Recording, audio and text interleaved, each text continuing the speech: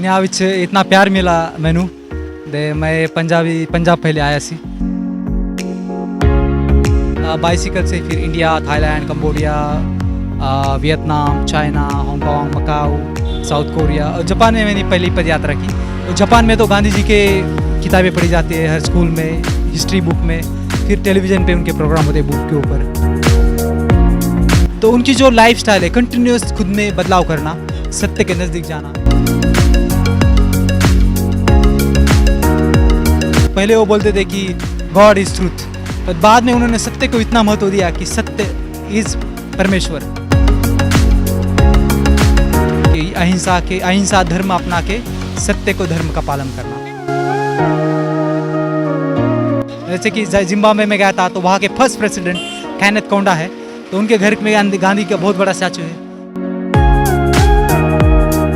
जहाँ पे भी रुकूँ वहाँ 5 घर में जाता था, उनके घर दर खटखटाता था कि आपके घर के सामने मैं टेंट में रह सकूँगा। तो कहीं नहीं बोलते थे, कहीं हाँ बोलते थे।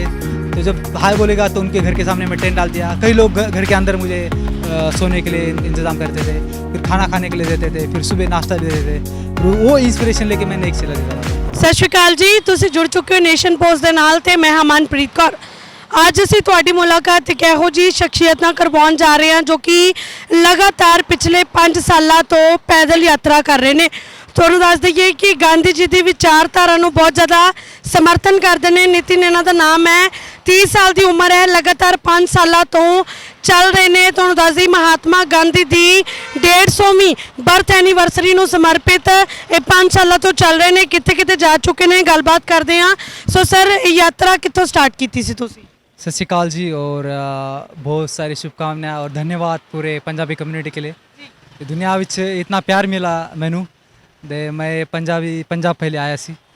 तो मैं ये यात्रा 18 नवंबर 2016 से सेवाग्राम आश्रम, जो गांधी जी का आश्रम है वर्धान सेंटर ऑफ इंडिया में महाराष्ट्र में, वहाँ से यात्रा की अवलंबन किया था। तो वहाँ से बाइसिकल से फिर India, Thailand, Cambodia, Vietnam, China, Hong Kong, Macau, south Korea और जापान में मैंने पहली पद यात्रा की, जो कि न्यूक्लियर डिसआर्ममेंट के लिए हुआ था, टोक्यो से हिरोशिमा। तो 2 महीना में चला वहाँ पे बिना पैसे के, और बहुत प्यार दिया जापानीज़ कम्युनिटी ने। और जापान में तो गांधी जी के किताबें पढ़ी जाती है हर स्कूल में, हिस्ट्री बुक में, फिर टेलीविज़न पे उनके प्रोग्राम होते हैं बुक के ऊपर। तो बहुत, क्योंकि जापान ने वर्ल्ड वॉर सेकंड में जो वायलेंस देखा है, उसके बाद जो उन्होंने पीसफुल जो कंट्री को बनाना चाहा, उसमें गांधी जी का आइडिया को लेके बहुत सारा काम हुआ है वहाँ पे। ਤੁਸੀਂ ਗਾਂਧੀ ਜੀ ਦੀ ਵਿਚਾਰਧਾਰਾ ਤੇ ਚੱਲਦੇ ਹੋ, ਇਹੋ ਜੀ ਕਿਹੜੀ ਚੀਜ਼ ਤੁਹਾਨੂੰ ਬਹੁਤ ਹੀ ਜ਼ਿਆਦਾ ਪ੍ਰਭਾਵਿਤ ਕਰ ਗਈ ਕਿ ਤੁਸੀਂ ਪਦ ਯਾਤਰਾ ਸਟਾर्ट कर ਦਿੱਤੀ? सबसे बड़ी चीज़ उनकी ये है कि जो सत्य के साथ उन्होंने जो अपने प्रयोग किए हैं, वो सबसे बड़ी मुझे चीज़ लगती है। क्योंकि जो हम यंग जनरेशन में जब होते हैं तो कौन सी विचारधारा के साथ ले, कौन सा कपड़ा खाए, कहाँ रहे, कौन जॉब करे, तो ये सारे क्वेश्चन हर एक के मन में होते हैं। तो गांधी जी ने इसके ऊपर बहुत सारा काम किया। उनकी पूरी आप ज़िंदगी देखोगे तो एज अ लॉयर थे, 21 साल तक साउथ अफ्रीका में पढ़े, साउथ अफ्रीका रहे, ब्रिटेन में पढ़ाई की और इंडिया में बाद आए। तो 3 डिफरेंट कॉन्टिनेंट में वो उनका एक्सपीरियंस रहा है। तो उनके जो, जैसे कि उनके कपड़े, जैसे कि वो जब साउथ अफ्रीका चले गए तो कोट टाइट के साथ, बूट के साथ गए थे।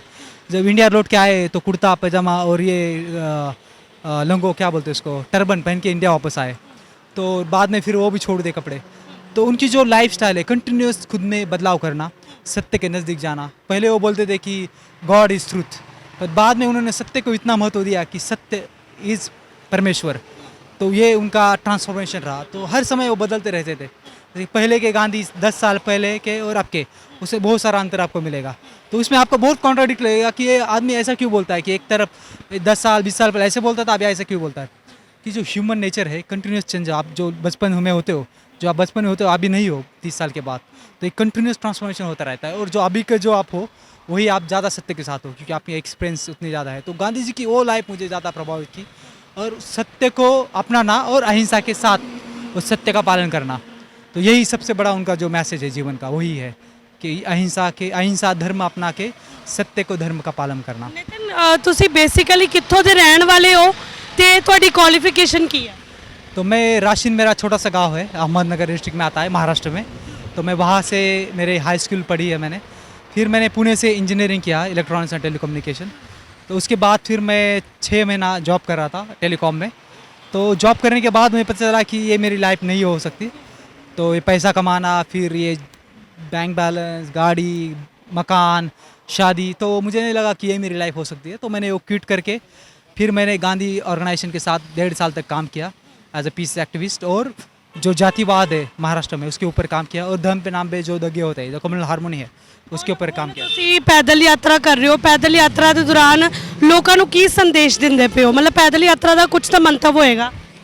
तो सबसे बड़ा जो मैसेज है मेरा कि अहिंसा, क्योंकि किसी के पास सत्य नहीं है, हर एक अपनी ओर से सत्य की खोज में लगा होता है। जैसे कि मैं 16 साल की उम्र में अपनी सत्य की खोज में निकला था, लेकिन बस एक दिन ही घर से छोड़ के निकला था, एक दिन ही रह पाया, क्योंकि मैं वो मेंटली प्रिपेयर नहीं था उस समय पे। तो फिर एक दिन वापस आके फिर ये यात्रा उसी का एक पार्ट है। सबसे बड़ा इंस्पिरेशन वो है कि गौतम बुद्धा जी जो है 29 साल की उम्र में घर छोड़ के चले गए, तो वो सबसे मुझे इंपॉर्टेंट लगा उनकी लाइफ। तो वो छोड़ के मैं भी 16 साल के था, लेकिन 25 साल के बाद फिर से मैंने वो यात्रा निकाली है। और दूसरी सबसे बड़ी चीज़ है कि गांधी जी को उनका जो लाइफ और मैसेज है, लाइफ सबसे बड़ी चीज़ है कि एक्सप्रेन उसके साथ रहा, और जो उनकी लाइफ स्टोरी है, क्योंकि ह्यूमन को स्टोरी बहुत इंस्पायर करती है। तो गांधी जी की जो स्टोरी है, ऑलरेडी बहुत सारे जो एक्टिविस्ट है, पीस एक्टिविस्ट है, लीडर्स है, दुनिया के प्रेसिडेंट है, प्राइम मिनिस्टर है, उनके घर में आपको स्टैचू मिलेगा। जैसे कि जिम्बाब्वे में गया था तो वहाँ के फर्स्ट प्रेसिडेंट कैनेथ कौंडा है, तो उनके घर में गांधी का बहुत बड़ा स्टैचू है। वो वेजिटेरियन फॉलो करते हैं, और ना अभी 96 की उम्र में अभी चले गए, लेकिन 92 के जब थे तब उनसे मिले हम। तो बहुत ही स्ट्रांग और बहुत ही कन्विंस के साथ गांधी जी के साथ वो उन्होंने बहुत बड़ा काम किया। जैसे कि नेल्सन मंडेला आज का उनका 103वां बर्थ एनिवर्सरी है, और पूरी जो अपार्थाइड साउथ अफ्रीका की जो लड़ाई है, काला वर्ण भेद, तो उसके ऊपर उन्होंने लड़ाई लड़ी, और उसमें फर्स्ट प्रेसिडेंट बने साउथ अफ्रीका के, ब्लैक प्रेसिडेंट। तो बहुत बड़ी उपलब्धि रही, और उनके जो प्रेरणा स्रोत थे महात्मा गांधी जी थे। मार्टिन लूथर किंग हो, बराक ओबामा हो, एंग सान सू की हो, बहुत सारे दुनिया में जो भी बड़े लोग रहे, और जैसे कि आइंस्टाइन भी रहे हो, आइंस्टाइन भी उनके जीवन से बहुत प्रभावित हुए। तो मुझे लगता है कि भाई जब स्कूल कॉलेज जाऊँगा, और जब मैं कन्विक्शन जब वॉक कर रहा हूँ, तो ये एक पावरफुल जो वॉकिंग एक एक्शन है, और एक्शन लोगों को गाइड करता है, इंस्पायर करता है। तो मुझे मेरा सबसे बड़ा इंस्पिरेशन है कि ये बच्चों के साथ मैं शेयर करूँ और उनको इंस्पायर करूँ। पीस का मैसेज, जो नॉन वायलेंस के साथ, वो फ्यूचर में जब भी कुछ प्रॉब्लम आएगा, इनजस्टिस का, इनइक्वालिटी का, तो पीस के साथ, नॉन वायलेंस के साथ खड़े हो और अपने देश को आगे बढ़ाए। तो ये मेरा सबसे बड़ा मोटिव है कि यंग जनरेशन के पास जाओ, उनको एक आइडेंटिटी दूँ कि आपकी जात, धर्म, आपका लोकल आइडेंटिटी, इसको छोड़ के एक यूनिवर्सल आइडेंटिटी के साथ जाके कुछ देश और दुनिया के लिए काम करें, जो नेचर के लिए काम करें। क्योंकि गांधी जी का सबसे दूसरा एक मैसेज रहा कि मिनिमलिस्ट की ऑफ लाइफ, कम से कम संसाधन के साथ कैसे जी सकते हैं, यानी कम से कम रहेंगे तो नेचर का वायलेंस आपका कम होगा। क्योंकि जितना भी ज़्यादा आप नेचर के साथ लेते हो, उतना वायलेंस नेचर के साथ हो, तो एक प्रकार का वायलेंस है। तो इसके लिए वो कैसे अपने जीवन बढ़ाए, सस्टेनेबल लाइफ कैसे बनाए, तो वो एक गांधी जी का भी एक मैसेज है उसमें। ਹੁਣ ਤੁਸੀਂ ਚੱਲ ਕੇ ਜਾ ਰਹੇ ਹੋ, ਖਾਣਾ ਪੀਣਾ ਵੀ ਰਹਿੰਦਾ ਹੋਏਗਾ, ਸੌਣਾ ਵੀ ਹੁੰਦਾ, ਕਿਉਂਕਿ ਇਨਸਾਨ ਹਾਜ਼ਰ ਗੱਲ ਹੈ ਕਿ ਤੁਸੀਂ ਥੱਕ ਜਾਂਦੇ ਹੋਵੋਗੇ, ਸੋ ਕਿੱਦਾਂ ਮੈਨੇਜ ਕਰਦੇ ਹੋ ਸਾਰੀਆਂ ਚੀਜ਼ਾਂ ਨੂੰ? तो ये पूरी जो यात्रा है लोक आधार पे है, और यही सबसे बड़ा इस यात्रा का पावरफुल पॉइंट है। क्योंकि जब आपके पास पैसे नहीं रहेंगे, रहने का बंदोबस्त नहीं रहेगा, तो आप लोगों के पास जाओगे। तो मैं दिन में जैसे कि 30 किलोमीटर चलता हूँ, पहले बाइसिकल पे चलता था 70-80 किलोमीटर। जहाँ पे भी रुकूँ वहाँ 5 घर में जाता था, उनके घर दर खटखटाता था कि आपके घर के सामने मैं टेंट में रह सकूँगा। तो कहीं ना ही बोलते थे, कहीं हाँ बोलते थे। तो जब हाय बोलेगा तो उनके घर के सामने मैं टेंट डाल दिया। कई लोग घर के अंदर मुझे सोने के लिए इंतज़ाम करते थे, फिर खाना खाने के लिए देते थे, फिर सुबह नाश्ता भी देते थे। फिर वो इंस्पिरेशन लेके मैं नेक्स्ट चला देता था। तो इतना प्यार दुनिया में मैंने पाया, जो ह्यूमैनिटी है कि एग्जिस्ट करती है इस प्लानट में। जैसे कि आपके सामने मैं खड़ा हूँ 4.5 साल बाद, तो ये सब ह्यूमैनिटी का ही है। क्योंकि गांधी जी बोलते हैं कि the humanity is like ocean, few dirty drops of ocean can not make ocean dirty. तो हमें ह्यूमैनिटी को ट्रस्ट करना होगा, नहीं करेंगे तो पीस आएगा नहीं। तो पहली चीज़ है कि you must trust in humanity, तो वो चल के आप आगे की कोशिश आप कर सकते हो। ਪਰਿਵਾਰ ਦੇ ਵਿੱਚ ਕੌਣ ਕੌਣ ਹੈ ਤੁਹਾਡੇ? तो मेरी माँ है, 2 भाई है, दोनों की शादी हुई है, तो वो गांव में रहते हैं, सब कुछ वो काम करते हैं। तो पहले ही बार जब मैंने फ़ोन किया माँ को, तो उनको थोड़े से शॉक हो गए, तो फ़ोन बंद कर दिया मेरा। दूसरे दिन मेरे भाई का फ़ोन आया, तो उसने बहुत चिल्लाया मेरे ऊपर कि क्या कर रहा है, पागल हो गया है। तो तीसरे चौथे दिन जब घर गया, तो मेरे रिलेटिव्स वहाँ पे पहुँच गए थे मुझसे पहले, तो उनको लगा कि ये पागल है, इसको समझाएगा ठीक हो जाएगा। तो 2 हफ्ते के बाद उनको पता चला सबको कि ये नहीं रुकने वाला है, तो फिर बाद में उन्होंने हाँ तो नहीं कहा, लेकिन ज़्यादा फोर्स नहीं किया कि रुकोगा। फिर 6 महीना पहले डिफिकल्ट रहा कि उनको ये था कि ये सेफ कैसे रहेगा, खाना कहाँ खाएगा, रहेगा कहाँ, सेफ्टी का क्या है, क्योंकि दुनिया के बारे में पता नहीं। तो फिर 6 महीने के बाद उनको लगा कि ये फिट है और चल रहा है, तो बाद में वो कम कम होता रहा। उनकी जो ये थी क्या बोलते हैं उसको, सॉरी इंग्लिश 6-5 साल के बाद, सॉरी मराठी कम हो गया है, हिंदी कम हो गया है, तो उनमें जो अनसिक्योरिटी थी वो कम हो गई। तो अभी ठीक है वो सब कुछ। ਤੇ ਹੁਣ ਤੁਹਾਡੀ ਜਿਹੜੀ ਯਾਤਰਾ ਹੈ ਇਹ ਕਦੋਂ ਤੱਕ ਮਤਲਬ ਪੂਰੀ ਹੋਏਗੀ?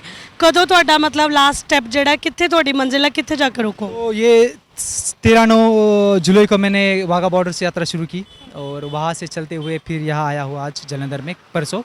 तो मैंने ट्रॉली बनाई अभी, वो तो थोड़ा हल हो जाएगा मेरा यात्रा में।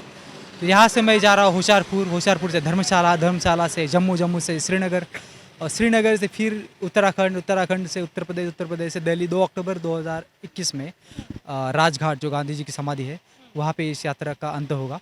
तो वहाँ से फिर मैं पैदल पुणे की ओर चला जाऊँगा फिर बाद। ਬਹੁਤ ਸਾਰੇ ਲੋਕ ਹੈ ਤੁਹਾਨੂੰ ਰਸਤੇ 'ਚ ਮਿਲਦੇ ਹੋਣਗੇ, ਤੁਹਾਡੇ ਵੱਲ ਦੇਖ ਕੇ ਕਮੈਂਟ ਵੀ ਕਰਕੇ ਜਾਂਦੇ ਹੋਣਗੇ ਕਿ ਇਹ ਪਾਗਲ ਹੈ, ਕਿ ਤੁਰਿਆ ਫਿਰਦਾ ਸੜਕਾਂ ਤੇ। ਕਦੀ ਉਹ ਚੀਜ਼ ਫੀਲ ਨਹੀਂ ਹੋਈ ਤੁਹਾਨੂੰ? नहीं, ऐसा पागल तो किसी ने नहीं बोला। एक्चुअली सब लोग जो है रोज सके लोग मुझे रुका के मेरे साथ फ़ोटो लेते हैं, फिर पूछते हैं आपको कुछ खाना है पीना है, या पूरा इंडिया में पूरे दुनिया में। और अफ़गानिस्तान उज़्बेकिस्तान वहाँ के लोग तो बोले आप मेहमान हो हमारे, तो वो घर लेके जाते थे मुझे। सूडान, अब अफ्रीका, वो लोग घर लेके जाते थे हर जगह दुनिया में, कि बाहर का कोई आया है और कुछ प्यार का मैसेज देने आया है, तो बहुत रिस्पेक्ट करते हैं आप लोग की दुनिया भर में। तो इतना चलने के बाद ऐसा कोई नहीं है, बहुत कम लोग होते हैं, 1-2 जो कि बोलेंगे कि पागल है वगैरह, वो मन में बोलते होंगे, लेकिन क्योंकि इतना डेयरिंग नहीं होता किनका कि ये आदमी 5 साल से चल रहा है, तो वो डेयरिंग पता नहीं होता नहीं होगा उनका, तो इसलिए वो बोलते नहीं है। लेकिन मैक्सिमम जो लोग हैं उन्होंने बहुत इंकरेज किया मुझे, कार से हॉर्न बजाएंगे, हाई करेंगे, तो मैं हर एक आदमी को नमस्ते हाई बोल के चलता हूँ पूरी यात्रा में। तो बहुत लोग रुकाते हैं, क्या कर रहे हो आप, कुछ बेच रहे हो सामान, ऐसे ही पूछते। अफ्रीका में मेरे साथ जापान के बुद्धिस्ट मॉन्क थे, तो 8 महीना वो मेरे साथ चले जापान से बुद्धिस्ट मॉन्क। तो वो ड्रम बजाते थे, हमारा बैनर था, बड़ी बैग पीछे लगा देते थे, तो उनको लगा था हम कुछ बेच रहे हैं। तो पूछते कि भाई आप क्या बेच रहे हो, हम कुछ बेच नहीं रहे। ਨਹੀਂ ਲੈਂਗੁਏਜ ਪ੍ਰੋਬਲਮ ਕਦੀ ਨਹੀਂ ਆਈ? ਤੁਸੀਂ ਇੰਨੇ ਕੰਟਰੀਜ਼ ਘੁੰਮ ਕੇ ਆਏ ਹੋ, ਜਾਪਾਨ 'ਚ ਤਾਂ ਜੈਪਨੀਜ਼ ਚੱਲਦੀ ਹੋਗੀ, ਤੇ ਲੈਂਗੁਏਜ ਦੀ ਪ੍ਰੋਬਲਮ ਕਦੀ नहीं आई? लैंग्वेज का सबसे बड़ा दिक्कत रहा, लेकिन मैंने पैम्पलेट बना था हर एक कंट्री का उनके लोकल लैंग्वेज में, तो वो उनको देता था मैं।